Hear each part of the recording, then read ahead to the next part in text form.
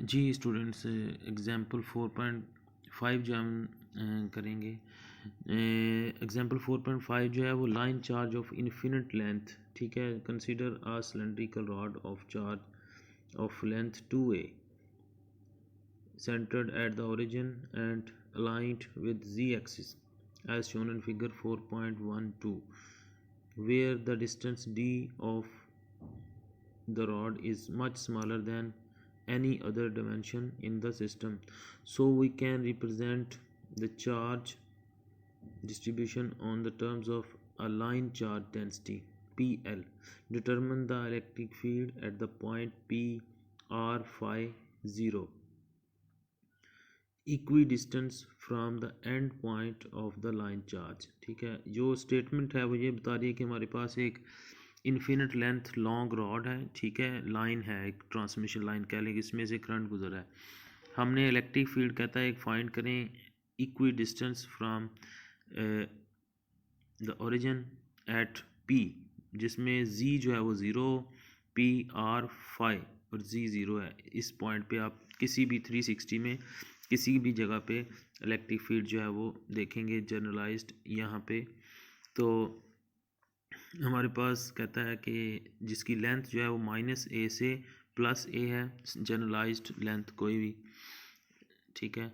तो z axis जो है वो रॉड का एक्सिस है, वायर का एक्सिस है, ठीक है। इलेक्ट्रिक फील्ड हमने इसके ऊपर फाइंड करना है एट पॉइंट p, ठीक है। तो इस लाइन को हम रिप्लेस कर सकते हैं एक लाइन इंटीग्रल की फॉर्म में, ठीक है, क्योंकि इसका डायमीटर वो कहता है d जो है इतना स्मॉल है कि हम इसको लेंथ के लिहाज से इग्नोर कर सकते हैं, ठीक है। तो सॉल्यूशन के लिहाज से हम आपको ज़हन में आ गया, हमने इक्वेशन जो हमने यूज़ करनी है लाइन इंटीग्रल वाली इक्वेशन यूज़ करेंगे, ठीक है। 4.13 ठीक है। सॉल्यूशन ये है कि in the view of the symmetry in the azimuthal that is phi direction it is appropriate to use the cylindrical coordinate system, चूँकि सिलेंड्रिकल कोऑर्डिनेट सिलेंडर की फॉर्म में बनेगी एक wire with R, phi and Z. Using 4.13 the electric field at point P with R is equal to R unit vector R, यानी radial form में हमने देखना है, तो इसका मतलब सिर्फ R जो है यूनिट वेक्टर हमारा डोमिनेट होगा due to the line element of the charge d q. तो चार्ज जो है वो आपको पता है चार्ज डेंसिटी इनटू लेंथ होगा, ठीक है। या चार्ज डेंसिटी क्या होती है, चार्ज ओवर इट्स लेंथ, ठीक है। चार्ज पी एल, एल जो है वो इंडेक्स में है, ठीक है। Charge density into distance d ji dash located at r unit vector z z dash, ठीक है।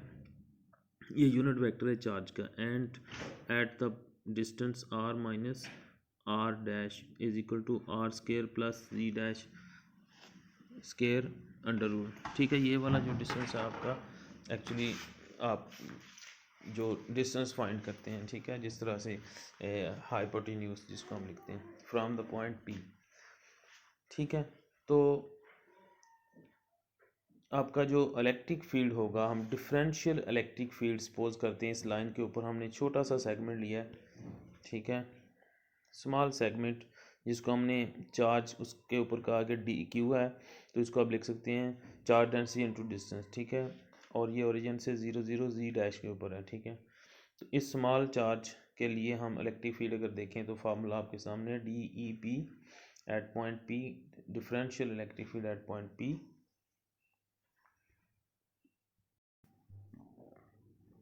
Differential electric field at point p, p l d ji dash over 4 pi epsilon nought, ये फार्मूला वो हमने रख दिया है। R minus r dash over r square plus जी dash square 3/2, ठीक है। पावर 3/2 हमने टोटल कारी, वेक्टर वेट्स मैग्नीट्यूड वाला और दूसरी स्केयर वाली, दोनों को सम अप किया, 3/2 पावर होगी, ठीक है। फर्दर इसको हम सिंप्लीफाई अगर करें तो पी एल डी जी डैश 4 पाई एप्सिलॉन नॉट, ठीक है, 1 ओवर आर स्केयर प्लस जी डैश, दोनों तरीक़ों से हम लिख सकते हैं, ठीक है, ये भी और ये भी, ठीक है। फर्दर जो इसमें इक्वेशन में वो कहता है the question shows the expression in two slightly different ways, the expression on the right separate the magnitude of the vector, यानी वही दो मेथड जो हमने देखे हैं। However in the view of the symmetry of the location p the continues to z component of the charge element located at positive z dash cancel each other। अच्छा, वो कहता है कि इसके देखें आप यहाँ पे अगर आप वेक्टर ड्रा करेंगे, इसका एक ये नीचे कंपोनेंट आ रहा है, ये कंपोनेंट कहता है कैंसिल हो सकता है जब हम -a के लिहाज से यहाँ पे पॉइंट लेंगे तो इधर कैंसिल हो जाएगा। ओनली सिर्फ रेडियल कंपोनेंट बचेगा जो कि पैरेलल होगा इस लाइन के, ठीक है, रेडियल कंपोनेंट एग्जिस्ट करेगा, ठीक है। तो जब तो इसका मतलब है वो कहता है कि हम सिर्फ रेडियल कंपोनेंट को अगर आपने लिखना है तो d e r is equal to d e p cos of theta. जब किसी दो लाइन के दरमियान जीरो एंगल होगा तो हम कॉज थीटा कंपोनेंट सिर्फ एग्जिस्ट करेगा, ठीक है। अगर टेंजेंशियल होगा तो ना साइन हम यूज़ करते हैं, तो सिर्फ रेडियल कंपोनेंट एग्जिस्ट करेगा। तो फिर हम कहेंगे डी ई आर जो रेडियल इलेक्ट्रिक फील्ड होगा उसको अब लिखेंगे D e P magnitude into cause of theta, ठीक है। तो यहाँ पे कॉज ऑफ थीटा क्या होगा, आपको पता है कि यहाँ पे आर डैश है, ये थीटा है, आर माइनस जिसको हम कहते हैं मैग्नीट्यूड, ठीक है, आर स्केयर प्लस जी dash square, r square plus एक आर ये है, एक हम जी डैश इसकी मैग्नीट्यूड है वाई जी एक्सिस के ऊपर, ठीक है। तो आर स्केयर प्लस जी dash square under root, r square plus जी डैश स्केयर अंडर रूट जो है वो आपके पास हाइपोटेन्यूस है, तो आर ओवर हाइपोटेन्यूस ये कॉज ऑफ थीटा बनेगा, आर ओवर हाइपोटेन्यूस आपके पास कॉज ऑफ थीटा है। बाकी ई डी ई पी जो है हमने पहले वाला जो लिखा है वही उठा के हमने इधर रख देना, ठीक है, ठीक है। ये कॉज की वैल्यू है, ये पहले वाला जो हमने देखा है, ठीक है। अब इसको इंटीग्रेशन हम करेंगे -a से a, चूँकि इसकी लेंथ -a से a है, पी एल आर 4πε0 ये सारे आपके कांस्टेंट हैं। हम डी जी डैश के लिहाज से अगर इंटीग्रेशन करते हैं तो यहाँ से इधर तक जो है वो पहुँचने के लिए आपको इंटीग्रेशन करनी है, जो कि अंडर रूट, आपको पता है कि अंडर रूट के नीचे for example x square plus 1 या एक्स स्केयर प्लस ए स्केयर हो तो कैसे इंटीग्रेशन करते हैं, ठीक है। इंटीग्रेशन सब्स्टिट्यूशन मेथड से करेंगे, तो उसको मैं पेज पे सॉल्व किया है, वो भी आपके साथ में शेयर कर देता हूँ, ठीक है। तो यहाँ तक सबको क्लियर है, इससे हमने इसमें कन्वर्ट करना है, ठीक है। उसके बाद ये सिंपल सब्स्टिट्यूशन है, तो अभी हम इंटीग्रेशन जो है वो इसकी देखते हैं कि कैसे करनी है, ठीक है। सिंपल इंटीग्रेशन बाई सब्स्टिट्यूशन, ठीक है। यहाँ तक ये सारी वही हमने चीज़ें रीअरेंज की हैं। जी स्टूडेंट्स, ये हमारे पास इंटीग्रेशन जो हम करेंगे इंटीग्रेशन सब्स्टिट्यूशन मेथड से, तो G dash is equal to r tan theta आप यूज़ करेंगे, G dash is equal to r tan theta, ठीक है। तो डी जी डैश किसके इक्वल होगा, r secant square theta d theta, tan की integration secant square theta d theta हो जाएगी, ठीक है। तो हमारे पास लिमिट -a से a है, डी अब इसमें हम पुट करते हैं डी जी डैश आर स्केयर प्लस जी डैश 3/2, ये हमारे पास था फंक्शन जिसकी हमने इंटीग्रेशन करनी थी, ठीक है। तो डी जी डैश की जगह हम लिखेंगे r secant square theta d theta, ठीक है, और आर स्केयर प्लस जी डैश की जगह आर टेन थीटा, ठीक है, पावर 3/2। फर्दर जब आप इसको लिखेंगे सिंप्लीफाई करेंगे, नीचे हम आर स्केयर को कॉमन लें तो उसकी पावर 3/2 भी साथ हम लिख सकते हैं, ठीक है। तो साथ 1 प्लस टेन स्केयर थीटा आ जाएगा, ठीक है, 1 प्लस टेन स्केयर को सीकेंड स्केयर थीटा पावर 3/2 हम लिख सकते हैं, ठीक है। फर्दर इसके बाद आपका 1 ओवर सीकेंड रह जाएगा और r over 1 over r cube की जगह 1 ओवर आर स्केयर रह जाएगा, ठीक है। तो सीकेंड को आप कॉस थीटा लिख सकते हैं, ठीक है, 1 ओवर सीकेंड को। फर्दर हम -a से a की बजाय अगर 0 से a लिखना हो तो आप 2 ओवर 2 लिख सकते हैं, ठीक है, 2 over r square 0 to a। तो कॉज की इंटीग्रेशन साइन है, साइन थीटा। अब अगर आपको सिंपल जब हमने इसको सपोज किया है सब्स्टिट्यूशन की है आर टेन थीटा, तो टेन थीटा जो होता है G dash is equal to r tan theta, ठीक है।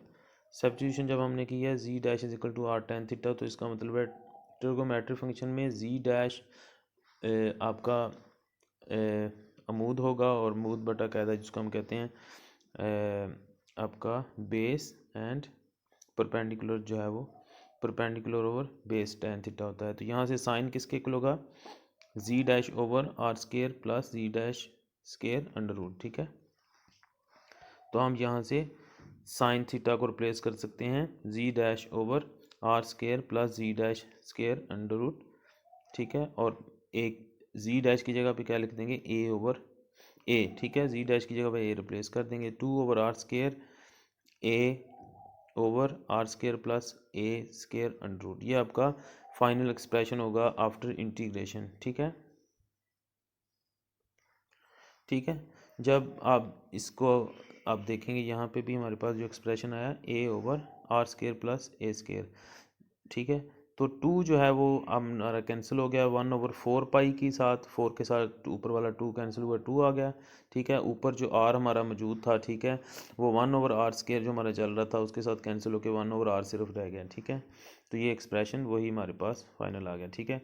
फॉर वेरी लॉन्ग रॉड अगर आप कहते हैं such that a is very very greater than r हो, तो हम आर क्या है, ये आपका ऑब्जर्वेशन पॉइंट है। तो फिर अगर लेंथ बहुत ज़्यादा है तो ये ऑब्जर्वेशन पॉइंट नेगलेक्ट किया जा सकता है एज़ कम्पेयर टू लेंथ, ठीक है। तो हम कह सकते हैं जो ए है वो डोमिनेंट होगा। तो r0 अगर आप पुट करेंगे तो a² अंडर रूट क्या होगा, ए से ए कैंसिल हो जाएगा, आपके पास सिर्फ इलेक्ट्रिक फील्ड जो रेडियल कंपोनेंट का होता है generally charge density over 2πε0 r के साथ आप कैलकुलेट कर सकते हैं। तो 1/r के साथ ये चेंज होता है, नॉट 1/r² के साथ फॉर वेरी लॉन्ग, ठीक है, जब लेंथ हो वायर की।